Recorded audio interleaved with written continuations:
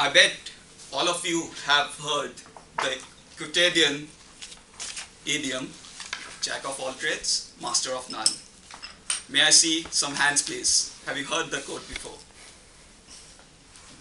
Quite a few I see. Let me take you all on a journey of a person who has fiddled with many things in his life, but is yet to master any. That might, however, change tonight. A terrific Thursday acting club president, Toastmaster of the day, fellow Toastmasters and distinguished guest. The protagonist of this story started his life with a curious mind.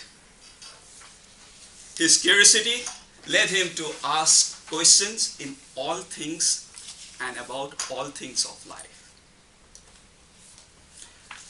One fine day, when he was around 7 years old, his father started grilling him about the things he knows. The boy took up the challenge and answered all the questions thrown at him by his father.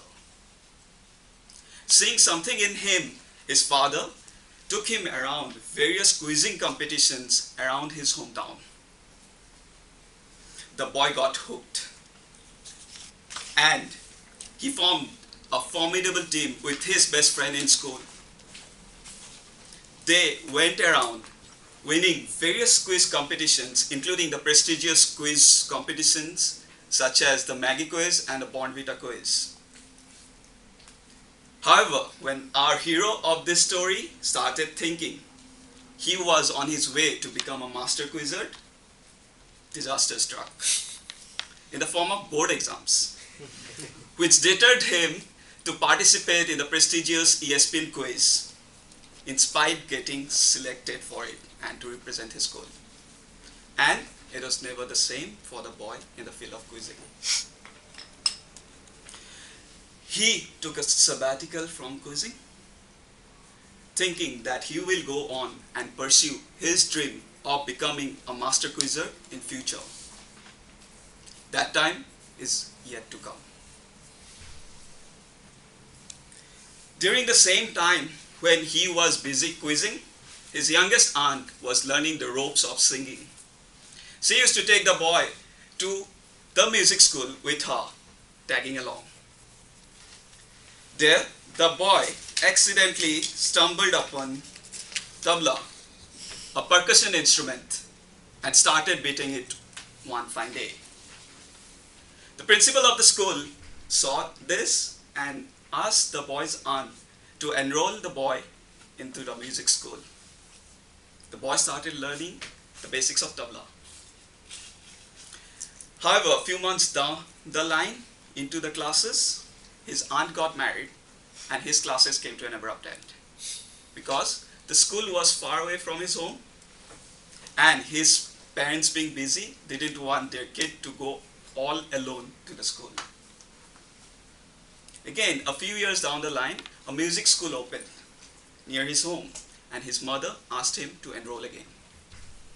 He was a bit hesitant at first, but still went on. He started learning the basics again and started progressing from strength to strength. He came out with flying colors to get his diploma after 5 years, and he was called upon to go and participate in various music competitions and recitals. Our boy again starts dreaming that he would end up becoming a ustad, aka master in tabla. Just like quizzing, his time of becoming a ustad is yet to come.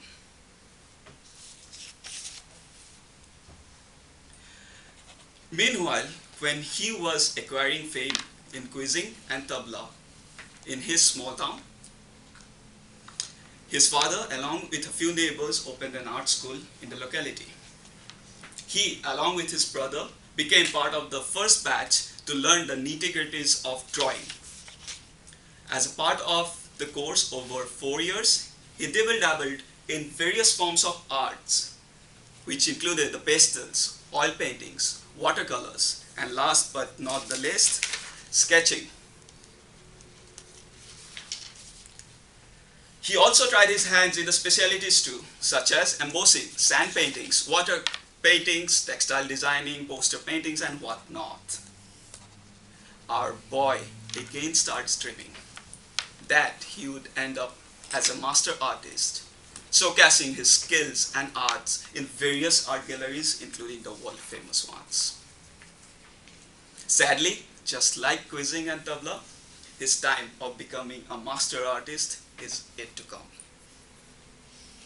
Life goes on, and at around 25, our hero starts pondering about life and what he has achieved in life. This is akin to the quarter life crisis, which our ex-club member Kanika aptly spoke in one of her speeches. He couldn't find one single thing he was master at, although he had tried his hands in many different things. During the time when he was going through quarter life crisis, he joined a public speaking club to meet different people in a different country. He was part of the literature and debate team in his college, but like so many things in his life he didn't pursue, speaking was one of them. His first speech was well received by one and all, and it invigorated him. But as usual, our hero becomes lackadaisical and doesn't pursue and put much effort and enthusiasm in this hobby of his. Work made him move to another place where he found a similar club for public speaking. Now, this was the time when he was going through the quarter life crisis, and he saw this as a sign and vowed to take the journey more seriously. And he did.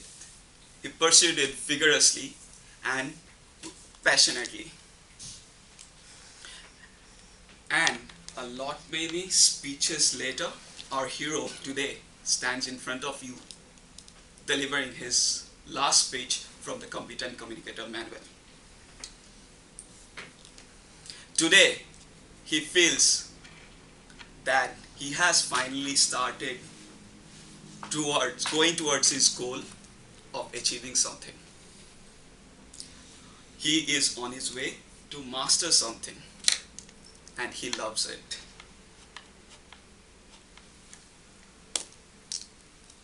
Dear Toastmasters, you have heard how I have tried my hands in many things. I've learned many things.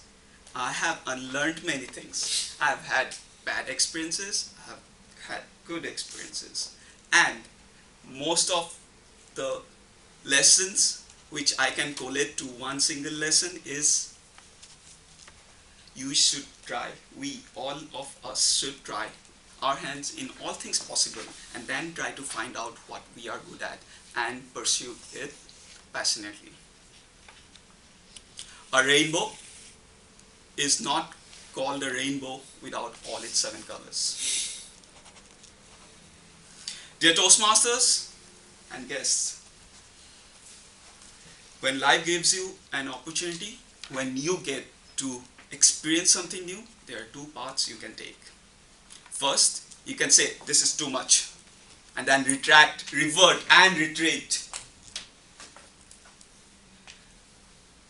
losing something more valuable and precious than money, time. Or we can forge on with tenacity and determination, setting our own expectations and winning over them. For those who forge on, they are men of foresight and determination. And then there are Toastmasters like us, like you, like me.